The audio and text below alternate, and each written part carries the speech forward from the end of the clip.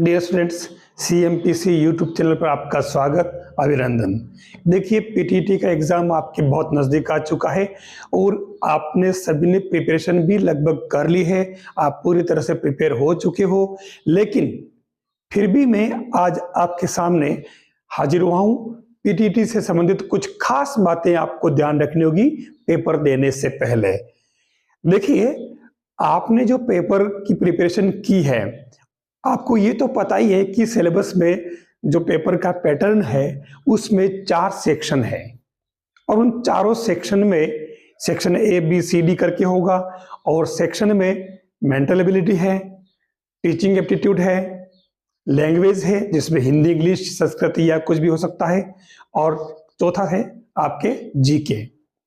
अब सबसे बड़ी बात जो है वो आज मैं आपको इस वीडियो में बताने जा रहा हूं और वो बात क्या है मैं बात करूं उसके पहले आपसे कहना चाहूंगा कि वीडियो को आप अंत तक देखें, बीच में छोड़े नहीं।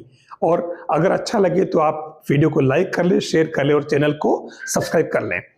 देखिए, जैसे ही पेपर आपके सामने आता है, बहुत सारे स्टूडेंट्स के दिमाग में ये रहता है कि मैं इस पेपर में चारों सेक्शन में से सबसे पहले कौन सा करूं।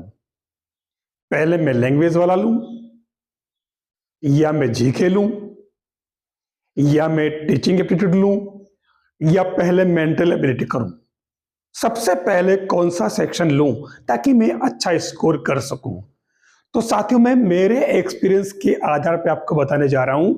आप इस बात का ध्यान रखें, पेपर सबसे पहले जैसे ही आपके सामने आता है तो आप सबसे पहले करेंगे कौन सा?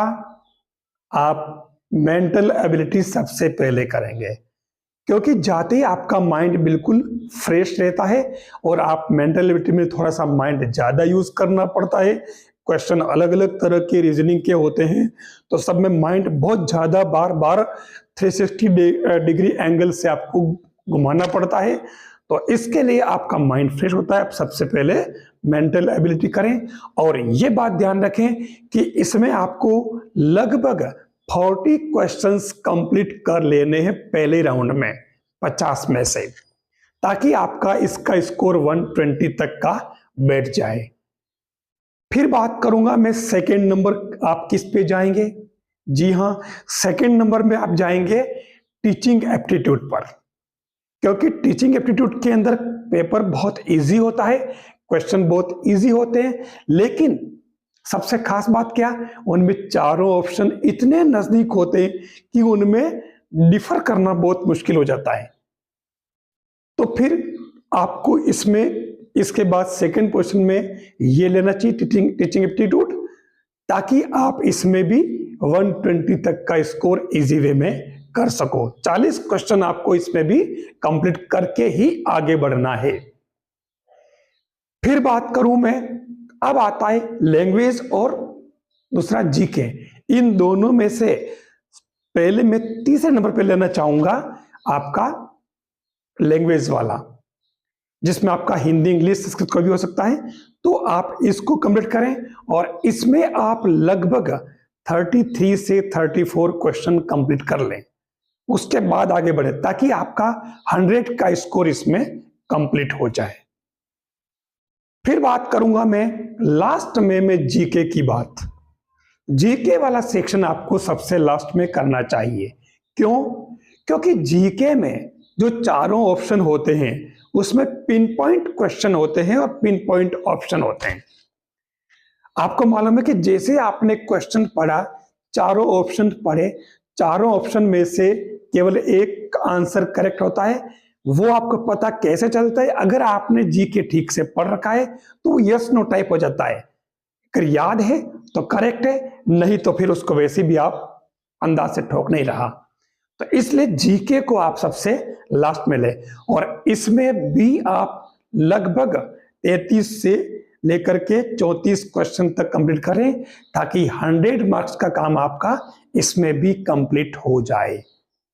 साथियों, ये चारों सेक्शन आप अगर इस सीक्वेंस में करते हैं तो देखिए आपका जो स्कोर बैठता है 400 प्लस, 400 पार आप इसमें जा रहे हैं। ध्यान देना, ठीक है ना, यानी लगभग 410 से 420 आपके मार्क्स आ रहे हैं। अब अगर 400 प्लस अगर आपका स्कोर बैठता है तो साथियों इसका फायदा आपको ही होगा। क्या? आपको आपका जो चहेता कॉलेज है घर के नजदीक वाला, वो आपको मिल जाएगा और आप 4 साल आराम से ग्रेजुएशन और ये BSc BEd BA BEd BCom BEd जो इंटीग्रेटेड कोर्स आप इजी वे में कर लेंगे। तो ये सीक्वेंस आप रखें और इस पेपर को मैनेज करें। आप आराम से अपने रिक्वायरमेंट के अकॉर्डिंग स्कोर ले लेंगे और आपकी रिक्वायरमेंट के अकॉर्डिंग आपको कॉलेज भी मिल जाएगा। साथियों एक बात कहना चाहूंगा, ये जो चैनल है ये आपका अपना चैनल है और ये मैथ्स के चैनल के रूप में जाना जाता है और इस चैनल पर आपको लगभग लोअर से लेकर हायर मैथमेटिक्स तक का कंटेंट आपको इस पर मिलेगा, जैसे बीएससी, एमएससी मैथ्स, आपको इंजीनियरिंग का, डिप्लोमा का और RPSC first grade second grade, इन सभी का साथ में 11th और 12th का जो है कोर्स मैथ्स का वो भी आपको मिलेगा। इसलिए आप इस चैनल से जरूर जुड़ें, अपने साथियों को भी जोड़ें।